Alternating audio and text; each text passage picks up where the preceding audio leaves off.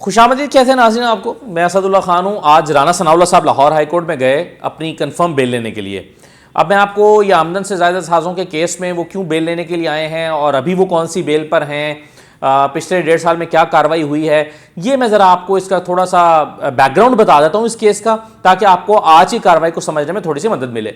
सबसे पहले तो आप ये देख लीजिए कि नैब ने एक आमदन से ज़ायद असासों का जो रेफरेंस दायर किया था राना सनाउल्लाह के खिलाफ, वो किया था दिसंबर 2019 में। दिसंबर 2019 में आमदन से ज़ायद असासों का केस आया। राना सनाउल्लाह साहब ने लाहौर हाई कोर्ट से प्री अरेस्ट बेल करवा ली, ज़मानत कबल गिरफ्तारी।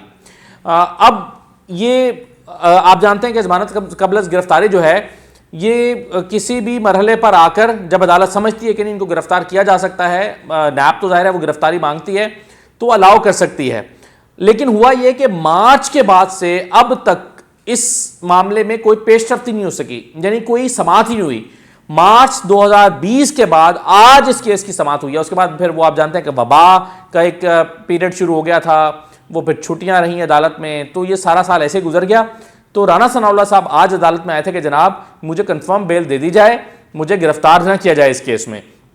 अब आपको मैं इस केस की कार्रवाई बता देता हूँ। 12 बजे सब लोग अदालत पहुंच चुके थे और 12 बजे जब मैं कमरा अदालत में दाखिल हुआ तो कमरा अदालत में मैं जैसे ही दाखिल हुआ तो दरवाज़ा बंद नहीं हो रहा था, यानी मुझे आगे जाने की जगह नहीं मिल रही थी। इतना रश था कमरा अदालत में कि कमरा अदालत में घुसने की जगह नहीं थी। 12 बज के कुछ चंद मिनट पर मैं जब कमरा अदालत में आया तो लाहौर हाई कोर्ट का ये कमरा खचाखच भरा हुआ था। जितनी नशस्तें लगी हुई थी, कोई 50 के करीब सीटें लगी होंगी, उसमें सब लोग बैठे हुए थे, खड़े हुए थे, वकला बैठे हुए थे, कुछ खड़े हुए थे और कमरा अदालत जैम पैक था और सफोकेशन थी, सांस लेना दुश्वार हो रहा था।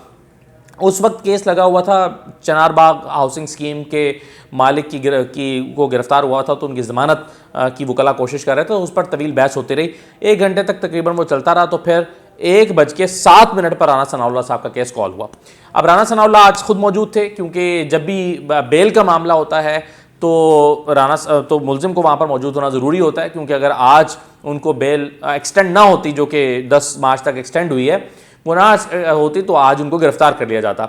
अब राना सनाउल्लाह के जो वकला हैं अमजद परवेज़ साहब और आज़म नज़ीर तारड़ साहब, वो मौजूद थे कमरा अदालत में, और दूसरी तरफ जो नैब के स्पेशल प्रोसिक्यूटर हैं फैसल बुखारी साहब, वो मौजूद थे, और अज़द जावेद गुराल साहब की सरबराही में 2 रुकनी बेंच ये समाअत कर रहा था, और दूसरे जज थे सरदार सरफराज डोगर साहब। तो अज़द जावेद गुराल और सरदार सरफराज डोगर साहब इस केस की समाअत कर रहे थे। अब कहानी शुरू कहाँ से होती है? इस केस की समाअत में जो पहला आर्ग्यूमेंट, और वाहिद आज की समाअत का आर्ग्यूमेंट आया, यानी आज की समाअत में एक ही आर्ग्यूमेंट पेश किया गया, लेकिन वो आर्ग्यूमेंट जो है वो क्या था वो मैं आपको बता देता हूं। आर्ग्यूमेंट आज़म नज़ीर तारड़ साहब ने ये दिया। आज़म नज़ीर तारड़ साहब ने कहा कि जज साहब मामला ये है कि एएनएफ ने राना सनाउल्लाह पर इल्ज़ाम ये लगाया है कि इन्होंने जितनी जायदादें बनाई हैं, जितनी प्रॉपर्टियां बनाई हैं, जितने मकान बनाए हैं, जितने दुकानें घर बनाए हैं, प्लाजे हैं या बैंक बैलेंस हैं, ये सब कुछ इन्होंने मुनशियात फरोशी के तहत बनाया है, यानी मुनशियात फरोख्त करके ये सारी जायदादें बनाई हैं। और दूसरी तरफ जो नैब है वो ये इल्ज़ाम लगा रही है कि इन्होंने जितनी जायदादें बनाई हैं, ये सारी की सारी जायदादें अपने ऑफिस का गलत इस्तेमाल करके, अपने इख्तियारात का नाजायज़ इस्तेमाल करके बनाई हैं। तो आज़म नज़ीर तारड़ साहब ने दलील ये दी कि ये कैसे मुमकिन है कि एक ही प्रॉपर्टी 2 अलग अलग सोर्सेज से बनाई गई हो, यानी एक प्रॉपर्टी या तो मुनशियात फरोख्त करके बनाई गई है, या वो प्रॉपर्टी जो है वो बनाई गई है अपने इख्तियारात का नाजायज़ इस्तेमाल करते हुए। तो ये दोनों चीज़ें कैसे हो सकती हैं? इसको फिर फर्दर वो एलैबोरेट करते रहे, एक्सप्लेन करते रहे। तो जज साहब ने कहा कि ये पॉइंट, तो नैब के जो प्रोसिक्यूटर थे फैसल बुखारी साहब, उनसे कहा कि ये बात तो ठीक है कि बैक वक्त हुकूमत पाकिस्तान ही के दोनों इदारे हैं, दोनों ही इदारे अगर एक ही शख्स पर एक ही प्रॉपर्टी के मुतालिक इल्ज़ाम लगा रहे हैं तो दोनों में से एक कोई गलत होगा, दोनों बैक वक्त कैसे ठीक होंगे? तो जवाब मांगा उनसे, तो उन्होंने कहा कि जनाब हमने इससे मुतालिक जितना मटेरियल है, जो हमारे आर्ग्यूमेंट्स हैं, वो हम अपना तफसीली जवाब मार्च 2020 में जमा करा चुके हैं। फैसल बुखारी साहब ने कहा कि मार्च 2020 में हमने ये सारा रिकॉर्ड जमा करा दिया था, हमारा पॉइंट ऑफ व्यू उसमें क्या है, हमारा आर्ग्यूमेंट क्या है, ये हमने जमा करा दिया हुआ है। तो इस पर फिर कहा आज़म नज़ीर तारड़ साहब ने, उन्होंने कहा कि हमें तो ये जवाब नहीं मिला नैब का, तो हमें ये जवाब दें ताकि हम उसको पढ़ें, तो फिर हम कोई अपने दलाइल पेश कर सकते हैं। तो इस पर खैर थोड़ा हैरत का भी इजहार हुआ कि मार्च 2020 से लेकर अभी तक, यानी एक साल होने को है, एक साल में जवाबी आजम नजीर तारड़ साहब ने, राना सनाउल्लाह साहब के वकला ने नहीं हासिल किया, उसको नहीं पढ़ा। तो बहरहाल अदालत ने कहा कि आप इनको हुक्म दिया कि आजम नजीर तारड़ को, राना सनाउल्लाह के वकला को, वो जवाब जो नायब ने जमा कराया है वो दिया जाए ताकि वो इसको पढ़ के उसका जवाब दें।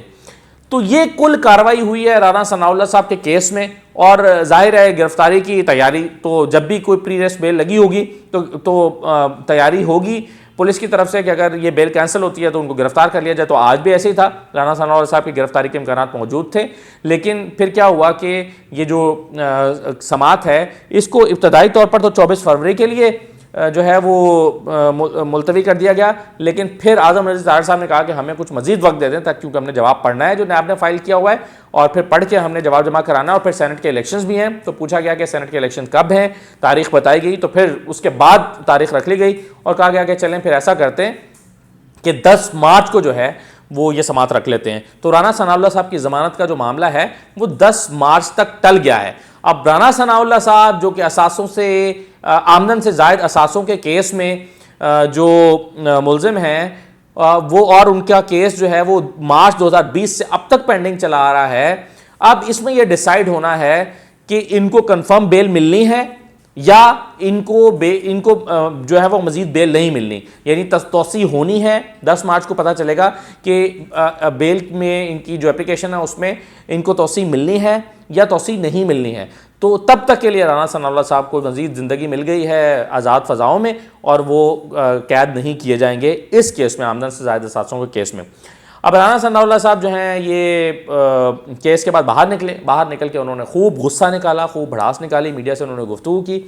और राना सनाउल्लाह साहब जो हैं उन्होंने एक तो वो मीडिया से बात करते वो दोहराया कि जनाब मेरे साथ हुआ ये है कि मुझे पहले ANF ने पकड़ लिया, कुछ साबित नहीं हुआ। अच्छा, वो साबित नहीं हुआ, वो मैं आपको, वो जो केस चल रहा है उनका दूसरी अदालत में, वहाँ इंसदाद मुनशियात की अदालत में, वहाँ मैं आपको बता चुका हूं कि केस खुद राना सनाउल्लाह साहब चलने नहीं दे रहे, उनके वकला चलने नहीं दे रहे। पिछली समाअत में भी आजम नजीर तारड़ साहब नहीं आए थे, तो जो उनके जूनियर वकील थे वो पेश होकर कहते थे कि चूंकि वकील साहब नहीं आए इसलिए लंबी तारीख दे दी जाए।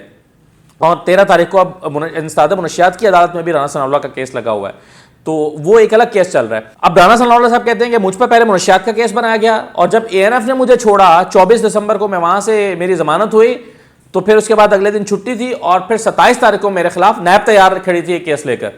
तो राना सनाउल्लाह साहब ये कहते हैं कि ये मुझ पर इंतकामी कार्रवाई की जा रही है। अब इसके साथ साथ उन्होंने ये भी इंकशाफ किया कि फैसलाबाद में जितने वो कहते हैं 300-400 चर्सी हैं, उन सारे चर्सियों को हुकूमत ने पकड़ के एक एक करके बनाने की कोशिश की कि राना सनाउल्लाह के खिलाफ बयान दो कि हम जो चर्स पीते हैं या राना सनाउल्लाह जो है वो इनसे पकड़ के इनसे खरीद के पीते हैं। दूसरा उन्होंने कहा कि मेरे खिलाफ इल्ज़ाम ये था कि मैं जो है वो पूरा गैंग था, पूरा नेटवर्क है जिनके साथ मिलकर ये जो है वो फरोख्त करते हैं। तो अगर ये बात ANF की दुरुस्त थी तो मेरे साथ दूसरा मुलजिम आज तक क्यों नहीं पकड़ा गया। ये राना सनाउल्लाह साहब बातें करते रहे, फिर उन्होंने इदारों के खिलाफ बात की, फिर उन्होंने चेयरमैन नैब के खिलाफ बड़ी नाज़ेबा सी ज़बान इस्तेमाल की, फिर उन्होंने हुकूमत के खिलाफ तो ऐसी ज़बान इस्तेमाल की कि जो बाकायदा गाली के ज़ुमरे में आती है। अब वो मैं दोहराना नहीं चाहता, लेकिन वो बाकायदा गाली के अल्फाज हैं। अगर मैं किसी को वो कह दूँ तो वो मुझ पर चढ़ दौड़ेगा कि ये मुझे गाली दी गई है। तो इस तरह के अल्फाज उन्होंने आज इस्तेमाल किए हुकूमत से मुतालिक राना सनाउल्लाह साहब ने। लेकिन सवाल फिर राना साहब से वही है कि जब आप ये कहते हैं कि जी मेरे खिलाफ इंसदाद मुनशियात की अदालत में कुछ साबित नहीं हो सका, जब आप ये कहते हैं कि मैंने जो कुछ किया, मेरे पर जो इल्ज़ामात लगाए गए वो हुकूमत साबित नहीं किया, और अगर मैं वाकई नेटवर्क का हिस्सा हूं तो मेरा दूसरा बंदा क्यों नहीं पकड़ा गया।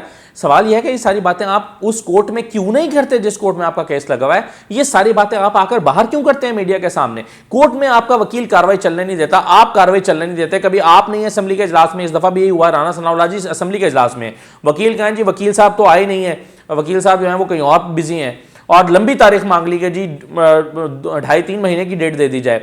और ये जब से 1.5 साल हो गया है, 1.5 साल में राना सनाउल्लाह साहब पर फर्द जुर्म आयद नहीं हो सकी इंसदाद मुनशियात की अदालत में। राना सनाउल्लाह साहब के खिलाफ एक भी ढंग से कार्रवाई केस की समाअत नहीं हुई। क्यों? क्योंकि वो केस चलाना नहीं चाहते। तो टैक्टिक शायद ये महसूस होता है कि इसको जितना डिले किया जाए, जितना डिले किया जाए और फिर ता वक्त ये कि हुकूमत तब्दील हो जाए, कोई नया सेटअप आ जाए और उस सेटअप में जाकर फिर राना सनाउल्लाह साहब ये कहें कि देखें ये 5 साल मेरे खिलाफ मुकदमा चलता रहा और मेरे खिलाफ कोई भी चीज़ साबित नहीं हो सकी। तो ये जो मीडिया टॉक है वो कुछ और है, अदालत के अंदर जो आपके दलाइल आर्ग्यूमेंट्स हैं वो कुछ और हैं, ये आपस में मैच नहीं कर रहे राना सनाउल्लाह साहब के। अब बहरहाल 10 मार्च को तो ये है, लेकिन 13 फरवरी को उससे पहले इंसदाद मुनशियात की अदालत में राना सनाउल्लाह साहब का केस है, जिसके बारे में अब जज साहब ने यह कह दिया कि अब इस पर लंबी तारीखें नहीं मिला करेंगी, हर हफ्ते इसकी समाअत हुआ करेगी, क्योंकि सैटरडे को राना सनाउल्लाह साहब जो हैं वो भी अवेलेबल होते हैं, असेंबली के इजलास में बिजी नहीं होते, वकला भी हाई कोर्ट में बिजी नहीं होते, तो सैटरडे के सैटरडे जो है इसकी समाअत हुआ करेगी। अब इसको हम ज़्यादा लटका नहीं सकते, तो देखते हैं कि वहाँ पर क्या कार्रवाई होती है, राना सनाउल्लाह साहब पर फर्द जुर्म आयद होती है और उनके खिलाफ क्या कार्रवाई चलती है। और ये मामला जो है ये आमदन से ज़्यादा असासों का जो केस है, इसमें अब 10 मार्च तक के लिए उनको जो है वो नई मोहलत मिल गई है। फिर जो कुछ होगा वो हम आपको राना सनाउल्लाह से मुतालिक जो है वो 13 तारीख को बताएंगे।